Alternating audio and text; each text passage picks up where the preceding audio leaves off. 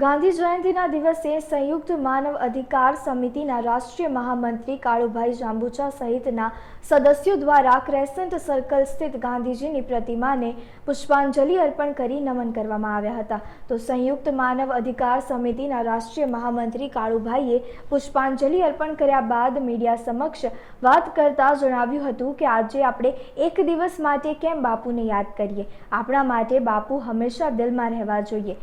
વધુ ઉમેરતા તેઓએ કહ્યું હતું કે શહેરમાં અન્ય સર્કલના બગીચાઓનું નવીનીકરણ થઈ રહ્યું છે, ત્યારે બાપુની પ્રતિમા જે સર્કલમાં સ્થિત છે તેમાં કેમ કોઈ કામ નથી થઈ રહ્યું તેવા સવાલો પણ તેઓએ ઊભા કર્યા હતા.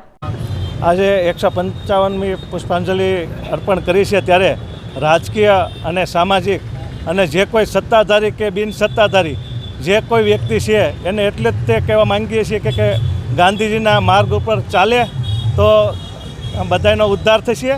અને ખાસ કરીને જ્યારે ગાંધીજીને દર વર્ષે એક જ વાર યાદ કરવામાં આવે એમ છે, તો જ્યારે જે એનો અહીંયા જે લગાડી છે સ્મૃતિ, એ પ્રમાણે અહીંયા ગાર્ડન પણ વ્યવસ્થિત હોવું જોઈએ.